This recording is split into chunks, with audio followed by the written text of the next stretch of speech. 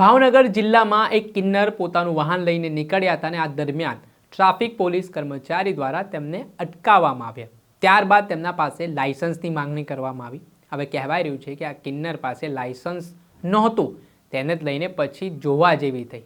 ત્યારબાદ આ કિન્નરે આ ધમાલ તે વિસ્તારમાં મચાવી હોય તેવું પણ કહેવાય રહ્યું છે। આને લઈને પોલીસના ઉચ્ચ અધિકારીઓ પણ ત્યાં ઘટના સ્થળે હતા ત્યારે કેવા દ્રશ્ય સર્જાયા હતા, વિગતે વાત કરી। શું તમે અમદાવાદમાં ઘર લેવાનું વિચારી રહ્યા છો, ઘર શોધી રહ્યા છો, તો પછી ચિંતા મૂકી દો। શું કામ ચિંતા કરવાની જરૂરિયાત છે? કેમ કે અમદાવાદના પાલડી વિસ્તાર ખાતે સ્થિત ન્યૂ શારદા મંદિર રોડ પર અનંત શિવ નામના એપાર્ટમેન્ટમાં એક ફ્લેટ વેચવાનું છે।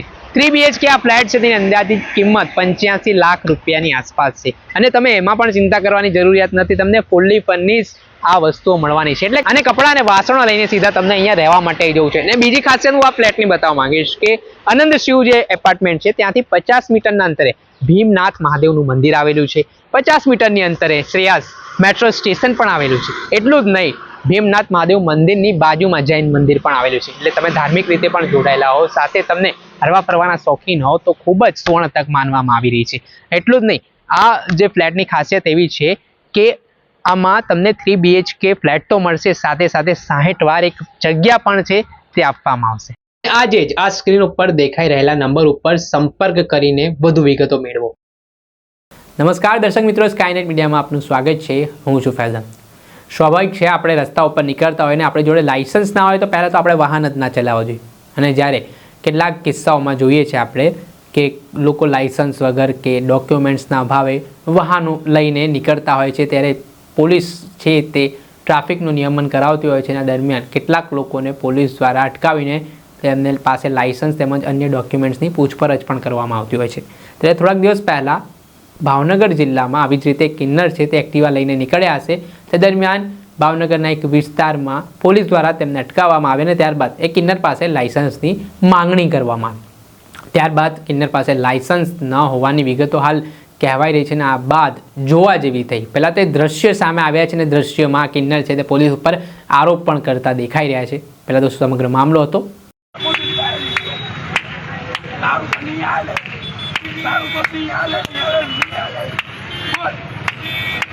આ લોકો રૂપિયા ખાવાવાળા છે, આ લોકો રૂપિયા ખાય છે ને અમારા ભાવનગરના ઈજરાને જો કોઈ બી જાતનું કાંઈ થાય તો પોલીસ કાનૂન કાયદો ખોટો છે। અમારા ભાવનગરના ઈજરા અમારા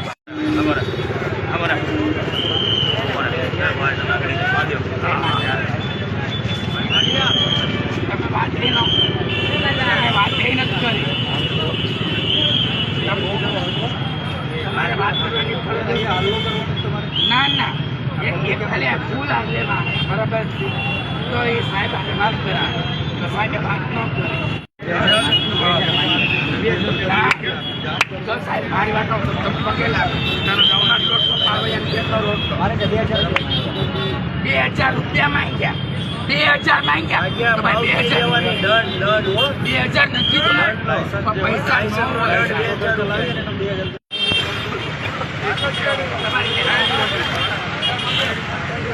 તમારે પહેલા હું કોપી છે, તમારે પહેલા હું કોપી છે।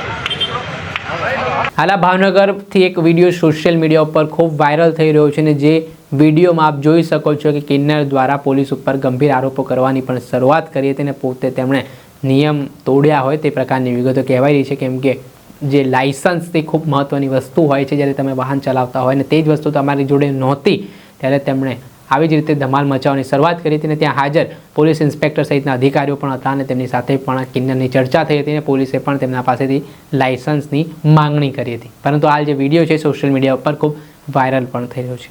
દર્શક મિત્રો, સ્કાયનેટ મીડિયાને આપ લાઈક કરી લો, સબસ્ક્રાઇબ કરી લો અને શેર કરવાનું ભૂલતા નહીં।